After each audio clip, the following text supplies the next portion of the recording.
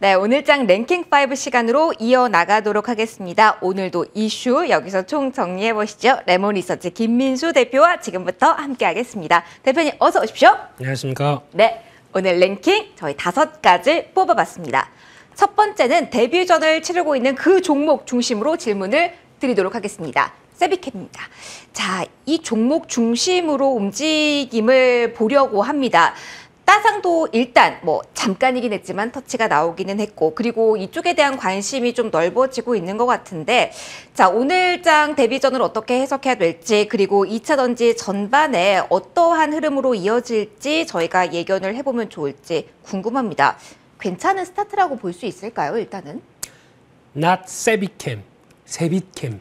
세비캠, 네. 네, 그렇습니다. 너무 셌네요, 제가. 네, 네. 주가만 올라가면 되죠. 아유, 네, 그렇습니다. 그래서 세비캠 오늘 들어왔습니다. 네. 35,000원 예상보다 공모가도 넉넉했고, 시초가 7만 원. 네. 따로 들어왔죠. 맞아요, 따상. 네. 그래서 장중에는 더 가나 싶더니만 거기서 이제 멈춰서 왔다 갔다.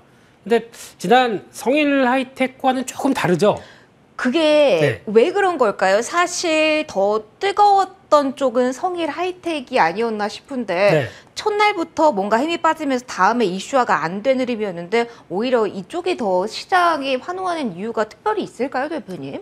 왜 그럴까 고민을 하다 보니까 뭔가 약간 청사진이 좀 나왔던 게 차이가 아닐까 생각이 듭니다. 어떤 쪽으로요? 그게 대표님? 무슨 얘기냐면은 일단 오늘 나와서 이제 공모가 되면 이제 공모 차익 자금이 생기겠죠. 이걸 가지고 뭘 하느냐라고 봤을 때 LG화학과 한 10년 동안 장기 계약을 통해서 앞으로 이제 여기서 폐배터리를 재활용하는 쪽에 계획을 세웠다. 이쪽을 앞으로 추진하겠다. 근데 앞에 딱 있는 게 LG화학이네요.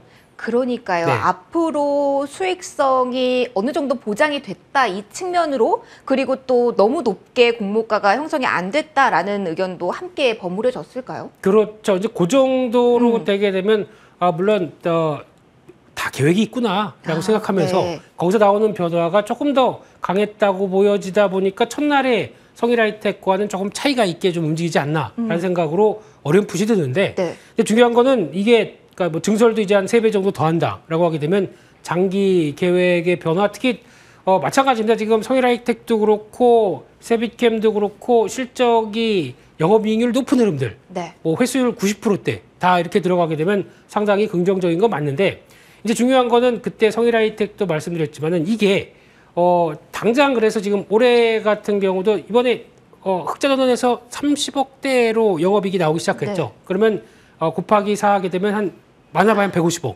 그런데 지금 시총은 3천억대 중반, 뭐 4천억대 가까이, 뭐 아침엔 그 정도 됐었죠. 그러면 이게 비싸긴 비싼데 아직 이제 보여줄 거에 대비해서 먼저 땡겨야 되는 게 만약 2차이죠. 그래서 만약에 이게 한 2020년도나 작년 초반에 이렇게 상장이 됐었다. 이렇게 안 있었죠. 벌써 다 상중입니다, 지금. 그런데 예, 그때와 다르게 이 앞에 밸류를 끌어오는 거에 대해서 시장이 좀 자신감이 없어 하는 게 지금 현상이 아닌가 생각되고 있고요.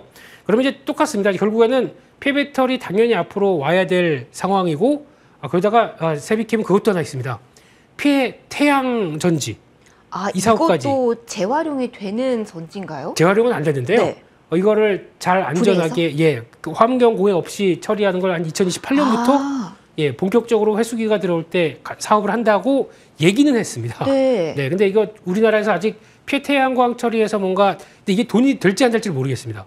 그래서 뭐 폐배터리 같은 경우는 뽑아내서 재판매가 되다 보니까 수익성이 그렇게 높은 건데 이거는 그냥 수수료만 받고 그냥 처리해야 되겠죠. 그래서 활용이 안 되다 보니까 그 부분에 대한 어떤 메리트는 떨어지는데, 그래도 국내에서 이거 한다고 하는 업체가 처음 보여지다 보니까 나온 게 아닌가 생각은 들고 있고요.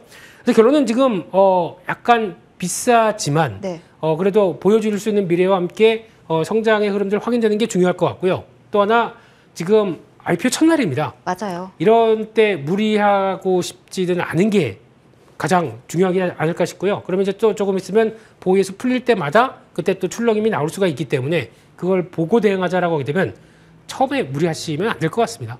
너무 많은 비중과 기대를 담지는 말자라는 말씀을 해주셨어요.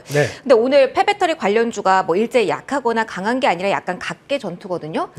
에코프로의 흐름이 좀 강해서 요거 짧게만 질문을 드릴게요. 역시 계열사의 에코프로 CNG 이쪽과 연동한 시세라고 해석을 해야 될까요? 표면에 뭐 드러나는 건 없어서요. 네, 일단 에코프로는 에코프로 BM이 잘 나가서 거의 영향을 받는 것도 있겠지만 네. 아직 상장되지 않은 비상장이 우린 이만큼 있다. 아, 그 모멘텀이군요. 그렇죠. 네. 이걸 가지고 우리가 변화를 시키게 되면은 어떻게 될지 앞으로 미래를 보여주겠다. 이런 아하. 상황 쪽에서 그 중에 하나 강자가 에코프로 CNG죠. 네. 이게 이제 제 배터리 재활용 관련된 쪽으로 앞으로 등장을 할 텐데 아쉬운 거는 지금 실적 나오는 건 없습니다. 아하. 이제 라인을 증설해서 아마 빠르면 내년 2023년 말에서 2024년에 이게 될 걸로 보여지다 보니까 2년 전후네요. 네. 그럼 이제 그때쯤 되면 아마 상장에 뭐 이렇게 나오지 않을까 생각은 드는데 이제 그때를 앞두고 있다 보니까 지금은 비상장 회사들의 가치들 쭉 보게 되면 생각보다 괜찮네 라는 쪽에서 요즘 강한 거죠.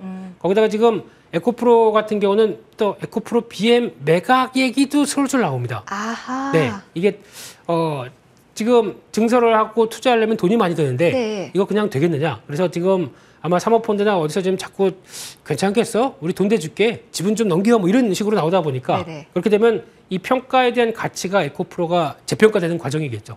그래서 그래도 1,700억 영업이익 한 분기 나오는데 와, 꽤 나오네요. 예, 시총이 2조 원, 2조 2, 3천억대? 이건 좀 오, 네, 성일하이텍이 1조 원대랑 좀 숫자를 맞춰서 비교해 보시면 좀 계산이 나오실 것 같은데 그렇습니다. 어찌됐건 여러 이슈를 가지고 에코프로 쪽은 관심을 살짝 가져볼 만하다. 차라리 에코프로가 제일 잊혀진 종목이지만 네. 아직 여전히 자리 나오면은 관심 있게 봐야 된다라고 생각됩니다. 알겠습니다. 저희 첫 번째 이슈 이쯤에서 마무리하고요. 두 번째로 가볼 겁니다. 대표님 항상 저희 단골 종목 있지요? 하반기 성장 둔화 우려 저희 제목으로 달았는데 뭘까요? 벌써 흔들흔들 하셨는데 바로 열어보도록 하겠습니다. 네. 저희 카카오 그룹주, 네카오 오늘은 아닙니다. 카카오 그룹주로 묶어서 진단 들어가도록 하겠습니다. 실적 발표 후 그리고 컨콜 이후에도 상승폭이 계속 유지가 되는 듯 조금 더 확장되는 듯 그 구간에 있습니다. 카카오 중심으로 페이뱅크까지 주목이 오늘 많이 되는데요.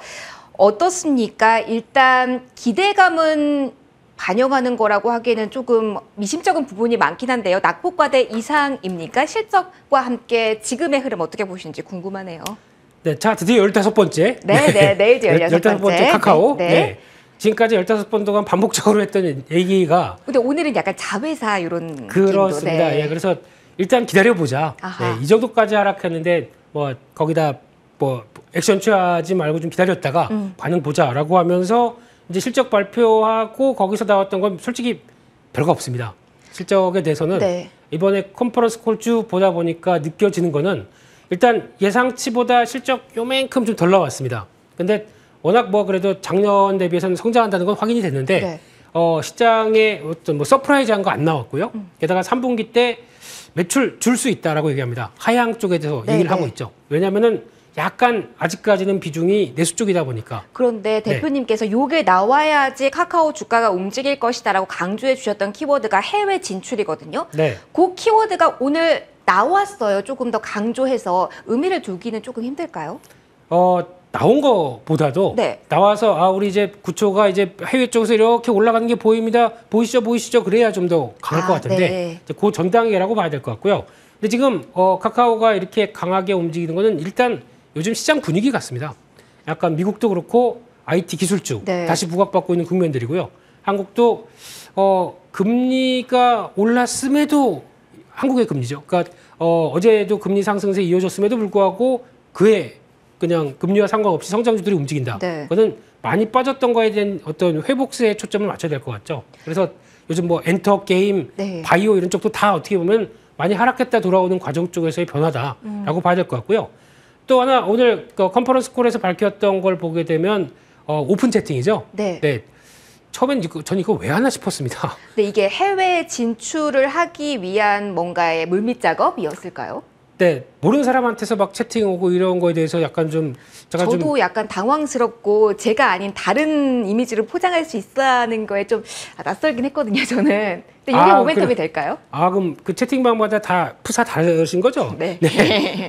예. 근데 이게 모멘텀이 될까요? 네, 근데 아직 잘 모르겠습니다. 가장 중요한 거는 이걸 통해서 뭐 이제 따로 앱을 만들어서 나간다고 하지만 여기서 수익 모델을 어떻게 챙길 것이냐가 중요하겠죠. 네. 거기도 또 다른 앱에서 또 다른 수익 모델을 만들어서 실적에 도움을 주느냐 이거 확인해야 될 것 같고요. 네. 그밖에 나오고 있는 뭐 컨텐츠, 이커머스 그리고 그밖에 뭐 모빌리티 쪽 해외 진출한다. 네. 이거는 솔직히 제가 보기 컨텐츠는 가능할 텐데 나머지는 만만치 않을 것 같거든요. 네. 그래서 그쪽에 대한 어떤 경쟁을 지금 새로 뛰어드는 입장 쪽에서 만만치 않을 텐데 어떻게 할지는 지켜봐야 될 것 같고요. 그래서 결론은 영역을 해외로 보여다오. 그러면 예전의 밸류 조금 더 가세해 줄게. 이렇게 보여지고 있고 카카오는 그냥 일단 85,000원. 일단은 그리고 지금은 네. 기다려야 하는 그 네. 시간이라고 정리를 일단 해보도록 네, 할게요. 그 정도가 일단 강력한 저항이기 때문에 네. 그때까지는 한번 보자라고 봐야 될 것 같습니다. 자, 그러면 성장주로 묶인 다른 쪽 역시 잘 가고 있는데 바로 넘어가서 질문 드릴게요. 네. 위믹스 3.0 모멘텀으로 움직이고 있는 쪽 바로 게임주입니다. 어제도 이야기를 했었는데 어제 키워드가 실적이었다면 오늘은 조금 다릅니다. 가상화폐가 양날의 칼이잖아요. 그렇죠. 그런데 좀 긍정적인 쪽으로 지금 시동이 걸어진 걸지 궁금합니다. 위메이드의 시세가 심상치가 않습니다. 긍정적으로 봐도 될까요?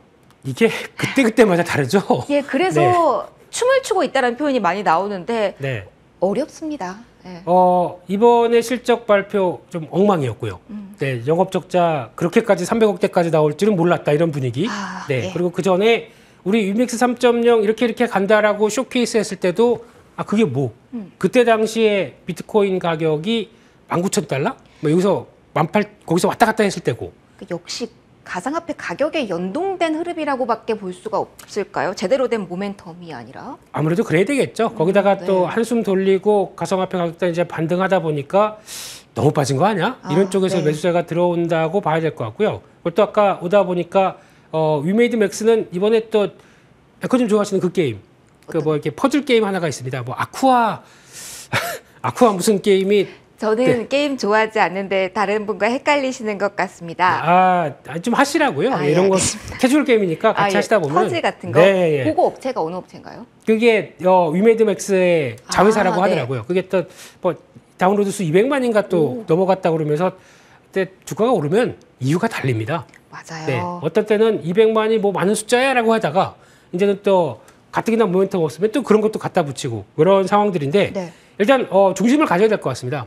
게임사들은 일단 지금 게임사 앞서 플랫폼 업체도 마찬가지겠지만 인건비가 높다 보니까 대응이 아직은 어렵다. 수익성 떨어진다는 게 첫 번째고 네. 그러면 신규 게임이나 게임 인기가 나오면서 그거를 커버할 것이냐. 이게 중요한 모멘텀이겠죠. 그게 핵심인데 그거 보여주는 쪽으로 들어가겠다라고 하게 되면 아마 지금 변화 쪽에서 그래도 신규 게임과 기대감 조금씩 더 높이는 쪽이 네오위즈. 네오위즈. 같은 경우도 계속 또 본업도 있고요. 네. 거기서 이제 나오는 변화 생각할 수 있을 것 같고요.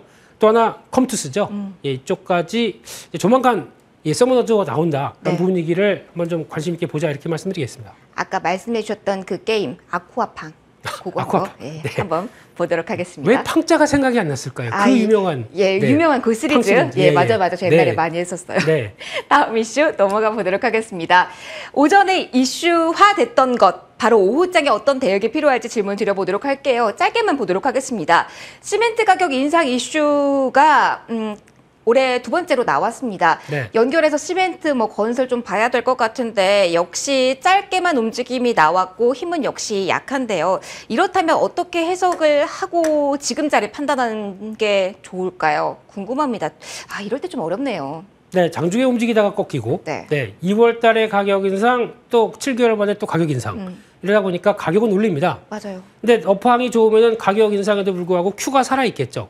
근데 수요가 억제될 수 있다는 거죠, 지금은. 그렇죠. 거기다가 가뜩이나 건설사들이 이렇게 지금 뭐 건물 지어서 남는 거 없어. 라고. 미분양도 있고. 그렇죠. 위축되고 있고 지금 부동산 가격 계속 꾸준히 떨어지고 있는데 지금 여기서 해야 되는 거 맞아? 라고 고민하고 있는 시점이죠. 그래서 제일 최근 들어서 나오고 있는 그래도 시그널이 네. 목재 가격 같은 경우는 지금 많이 떨어졌습니다. 미국 북미 기준으로는 거의 지난 코로나19 전 수준까지 떨어져 있다 보니까 이제 시그널들이 조금씩 나오긴 합니다. 그래서 약간 가격이 하락하면서 나오면서 건설사 입장 쪽에서 좀 여전히 업황을 돌릴 만한 변화가 나오는지 가장 중요한 게 정부 대책이죠. 네. 8월 9일 네. 250만 호 플러스 알파를 국토교통부 장관이 이제 발표를 하면서 이쪽에 대한 어떤 역할론을 제시하는지 이게 제일 중요할 것 같은데 잘 모르겠습니다. 요즘 이후 대응을 봐야 될까요? 건설주에 만약에 이 포인트를 본다면 네. 선대응이 아니라 제가 보기엔 250만 호 네. 건축에 네. 저희가 관심 있는 거는 인서울입니다.